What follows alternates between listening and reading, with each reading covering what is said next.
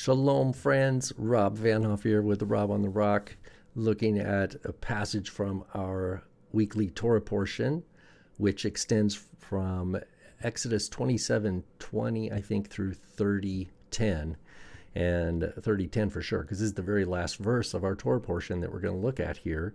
The name of the weekly Parashat is Tetzaveh, you shall command. But we're going to look here at the very last verse. And then for those interested, you can hop over to the Telos Torah YouTube channel, where I will have another video on a different passage from our Torah portion. But here we've got the what we call the Masoretic text, according to the Leningrad Codex anyway, on the left-hand side. And then on the right, we have the NASB translation. And we're going to go through this. Well, the last two Torah portions, so that is Terumah, last week's, and then this one, Tetzaveh, encompass the vision that Moshe has while on Mount Sinai about everything that's going to be built.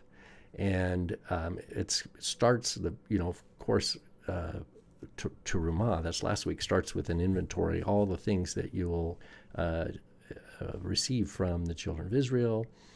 But then it starts with the Ark of the Covenant, and it kind of starts right in the heart of the tabernacle, the Ark of the Covenant. And then it goes a little bit out and around, and the courtyard and everything, the priestly vestments, and then we're coming right back. And the very end of our Torah portion here takes us right back to the Holy of Holies. Well, at least right at the veil to the Holy of Holies. With a piece that you'd think would have been mentioned with the menorah or with the shulchan, the table of showbread, etc. But no, the altar of incense has its own treatment here at the very end. And so we're right back opposite of the Ark of the Covenant, right at the veil. And there's something that's said here. It's our first hint towards the Day of Atonement.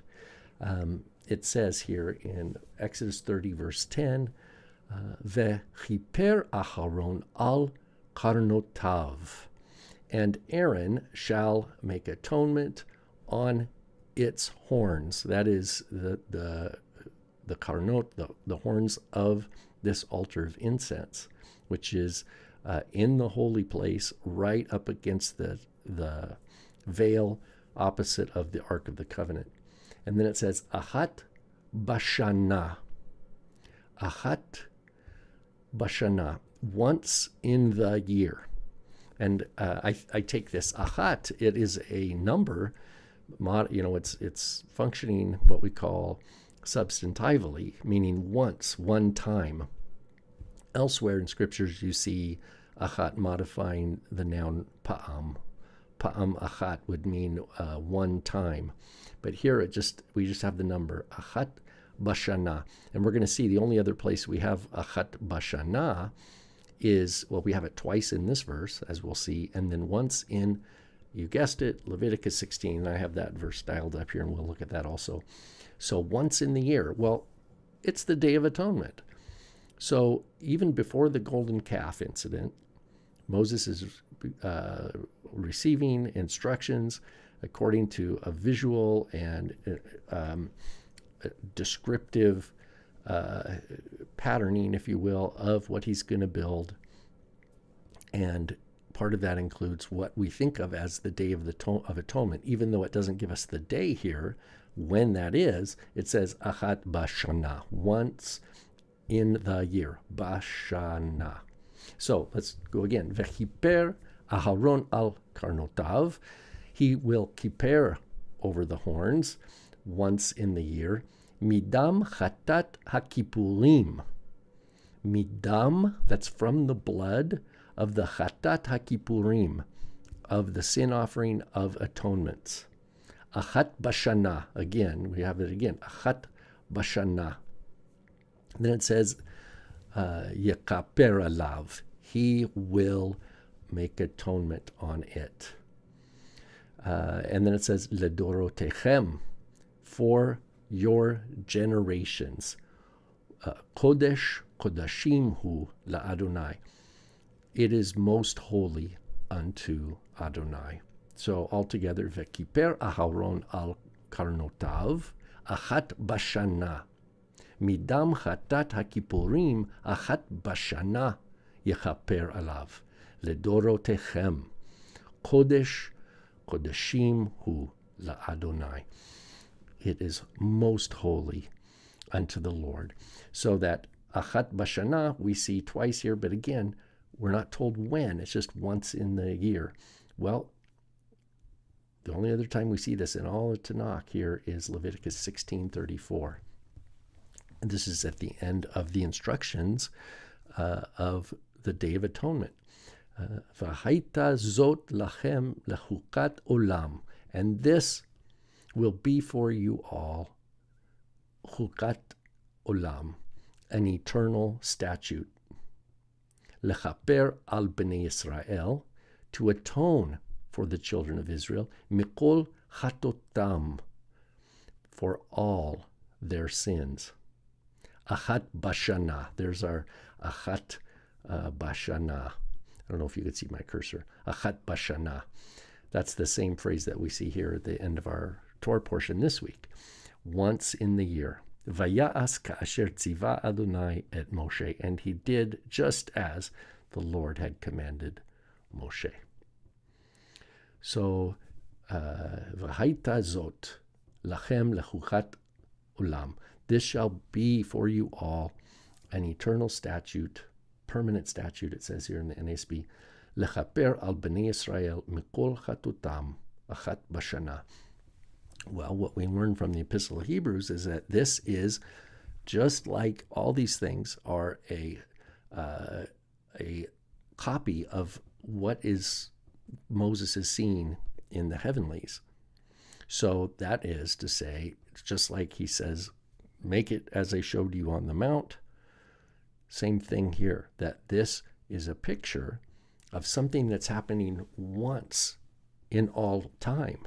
So the achat bashana, whether it's in Leviticus 16 or the twice we see it at the very end of our Torah portion this week, achat bashana, once in the year, is a picture that is repeated every year, a memorial repeated every year concerning something that happens once in all history, which is the ultimate redemption, or the ultimate cleansing, if you will, purification from the problem of sin.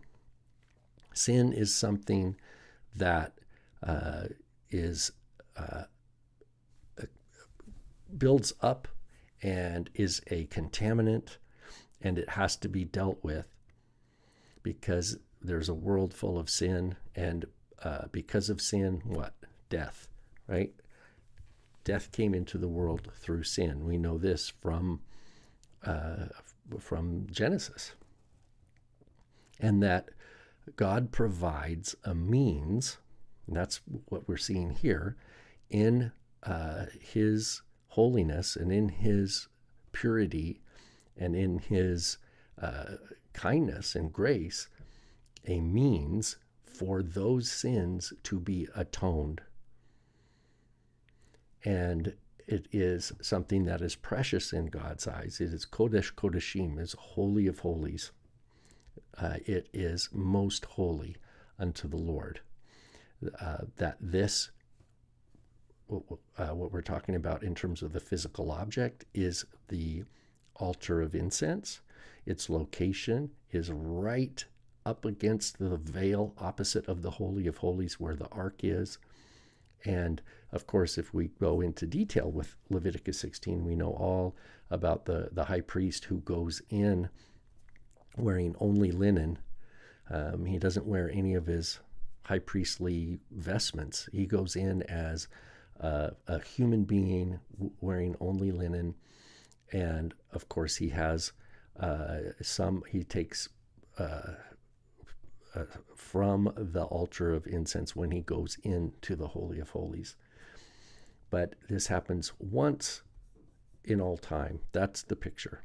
And that Yeshua is our great high priest who has gone into the presence of God on our behalf. And that's something you learn about in the epistle to the Hebrews, that there is a one-time atonement that this annual Yom Kippur marks and remembers and enacts in this world.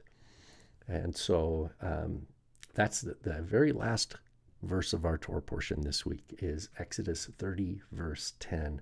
And if you want a Hebrew phrase to practice, achat bashana, once in the year. And we only see that phrase 3 times in the Bible, twice in our verse here, achat bashana, and then once in Leviticus 16, and only in the context of Yom Kippur. All right, I hope there's just some little information maybe you weren't familiar with from our Torah portion and some Hebrew. I'm going to wrap it up here and go over to our Telos Torah channel and have a different scripture we'll be looking at there. All right, friends, happy